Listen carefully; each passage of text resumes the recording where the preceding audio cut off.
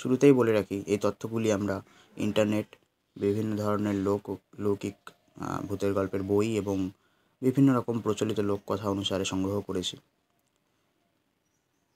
তো দেরি না করে সরাসরি চলে যাওয়া যাক ভিডিওতে। নাম্বার 6, কবন্ধ বা স্কন্ধকাটা।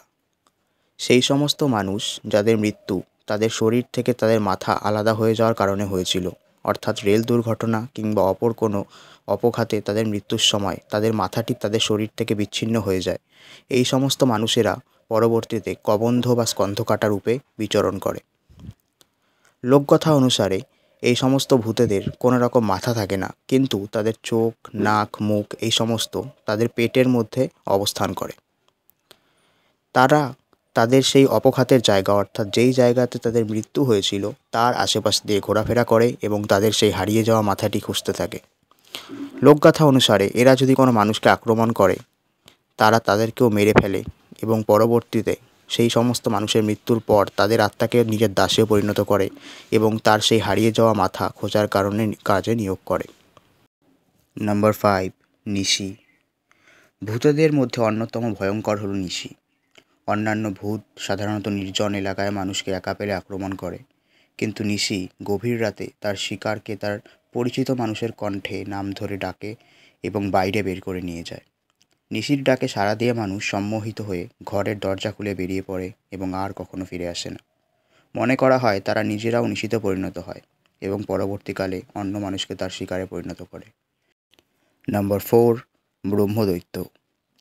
এ ধরনের ভূত সবচেয়ে জনপ্রিয় এবং এরা সাধারণত সচরাচর কারো ক্ষতি করে না। এই ধরনের ভূতেরা হলো ব্রাহ্মণের ভূত, অর্থাৎ কোনো ব্রাহ্মণ মৃত্যুর পর ব্রহ্মদৈত্যে পরিণত হয় লৌকিক কথা অনুযায়ী। সাধারণত এরা সাদা ধুতি ও পৈতা পরিহিত অবস্থায় বিচরণ করে। এদেরকে একদিক থেকে পবিত্র ভূত হিসেবেও গণ্য করা হয়। তারা সাধারণত অত্যন্ত দয়ালু এবং মানুষের উপকার করে। তবে যদি কোনো মানুষ তাদের কোনো রকম আদেশ অমান্য করে অথবা তাদের কোনো ক্ষতি করার চেষ্টা করে জানতে বা অজান্তে, তখন তারা খুবই ভয়ানক রূপ ধারণ করে এবং সেই সমস্ত মানুষের প্রতি হিংস্র আচরণ শুরু করে। নাম্বার 3, গেছো ভূত। গেছো ভূত গাছে বসবাস করে। গেছো শব্দটি গাছ অর্থাৎ বৃক্ষ শব্দটি থেকে এসেছে।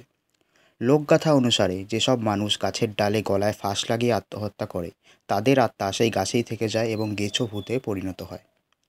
তবে তারা বিভিন্ন গাছেই বসবাস করে থাকে, যদিও বড় ও ঝাঁকালো গাছপালা এদের প্রিয় আশ্রয়স্থল।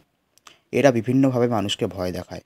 এদের সম্পর্কে একটি অতি প্রচলিত ধারণা রয়েছে, সেটি হলো রাতে যখন কোনো ব্যক্তি একা পথ দিয়ে হেঁটে যায় তখন এরা গাছে ফাঁস লাগিয়ে ঝুলে থাকে। ফলে সেই ব্যক্তিটি প্রচণ্ড ভয় পেয়ে জ্ঞান হারিয়ে ফেলে এবং কারো কারো অভিমত অনুসারে এদের শরীরের গঠনটা অনেকটা বানরের মতো এবং এরা তাল গাছে থাকে। আবার কারো কারো মতে এরা তাল গাছ থেকে এমনভাবে নিচে নেমে আসে যেমন করে টিকটিকি দেওয়ালে চলাফেরা করে, অর্থাৎ মাথা নিচের দিকে এবং পা উপরের দিকে রেখে গাছ থেকে বেয়ে নেমে আসে। নাম্বার 2, ডাইনি। ডাইনি মূলত কোনো প্রেতাত্মা বা ভূত নয়, অর্থাৎ এরা জীবিত নারী। বাংলার লোকসাহিত্যে সাধারণত বৃদ্ধ মহিলা যারা কালা জাদু কিংবা ডাকিনী বিদ্যাতে পারদর্শী হয়ে থাকে তাদেরকেই ডাইনি বলা হয়। এটা বিশ্বাস করা হয় যে ডাইনিরা গ্রামের ছোট ছোট ছেলেমেয়েদের নিয়ে তাদের হত্যা করে, অর্থাৎ বলি প্রদান করে, এবং তাদের বিভিন্ন রকম রক্ত ও মাংস ব্যবহার করে তারা 100 বছরেরও বেশি বেঁচে থাকে। অ্যান্ড নাম্বার 1, পেতনি। পেতনি হলো মেয়ে ভূত যারা বেঁচে থাকতে কিছু অতৃপ্ত আশা আকাঙ্ক্ষা ছিল এবং অবিবাহিত অবস্থায় মৃত্যুবরণ করেছে। পেতনি শব্দটি সংস্কৃত শব্দ প্রেতিনী থেকে এসেছে, যার পুরুষবাচক শব্দ হলো প্রেত। এসব ভূত সাধারণত কোনো আকৃতি ধারণ করতে পারে, অর্থাৎ যে কোনো রকম কারো রকম রূপ তারা গ্রহণ করতে পারে, এমনকি পুরুষের রূপও তারা ধারণ করতে পারে। এই ছিল আজকের এপিসোড।